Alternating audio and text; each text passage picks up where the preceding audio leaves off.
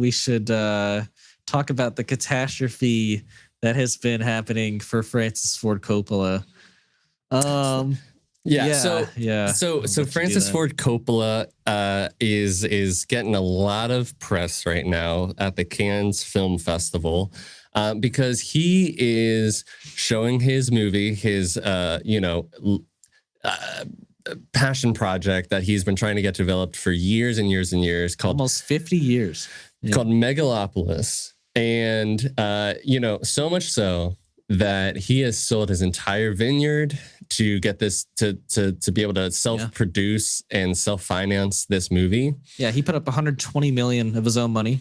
And it is starring Adam Driver, and it's kind of like a sci-fi story of Adam Driver is this architect who has the ability to stop time, and I don't know very much more than that. But it's it has been declined by several studios to get produced. That's why he's self-financing. He is currently looking for distributors at the Cannes Film Festival, hoping that after debuting it, it'll get picked up and be able to widely distribute it.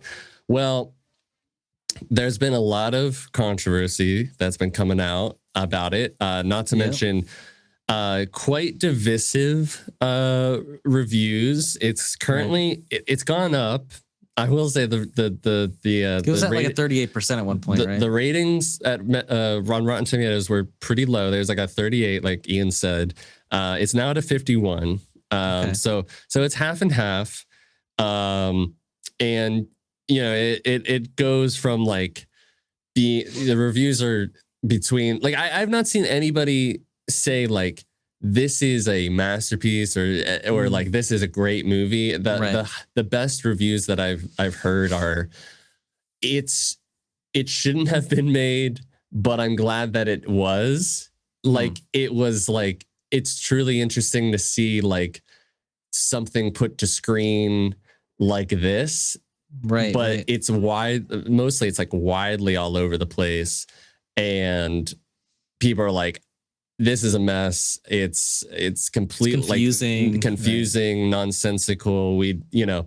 And to top all of that off, there are some accusations coming out that a bunch of crew members are coming out now, right? Some crew members are coming out that he has been, while he is self-financing this with his own money, he is spending like hours apparently just in his trailer smoking weed, just fucking off, smoking weed while people are on set. Everyone's just standing around. Nothing's being filmed. There's no second unit working. It's just he's sitting in his trailer, just sitting in his trailer smoking weed, which like, it's your movie, I guess. Sure, do whatever you want. It's your money. Yeah. It's kind of ridiculous. And like, I was talking to my girlfriend about it last night, and she's like, well, I watched this documentary about when he was making Apocalypse Now and how like controversial and crazy stuff was on set. And there was a bunch of bad reviews that came out when that movie came out too. And I am intrigued to see this movie just because of how divisive it is. But like also, he would try to kiss some of the female extras to quote get them in the mood for a nightclub scene. So with all of this coming out, I think that I did hear that IMAX is going to try to give this like a release, at least a limited release in some screens. And apparently there was also like a near mutiny on set halfway through the film's shoot. I didn't hear about this. But it's I think this is pretty rough. I think people who have been like big like Coppola like fanboys have been like wanting this, like been cheering this on over the past couple months because they wanted him to succeed. And I think looking at it outside, it's like if studio after studio after studio declined this and he had to finance his own, like I think there's like movies are scared to distribute it. You want this underdog like story, but like it just looks like there was a reason why it was not being made, and it's such a bummer because like this is like one of the probably like best stories of the year in a sense, where like you have this historically great director who has had this idea in his mind for 50 years, financed it all on his own to be this dream project. I mean, and he hasn't made a movie in over a decade. It's his return to directing, and it's this divisive. Like you would really hope that this was like some genius master project, but it doesn't seem to be that way. No. And the trailers are like, they're still intriguing to me. And I think everything I see of the movie is intriguing, although it is confusing. Even that, I'm just like, I don't really know what's going on, but it's like, it's neat. So yeah, I'm not surprised in a sense. It's definitely disappointing though.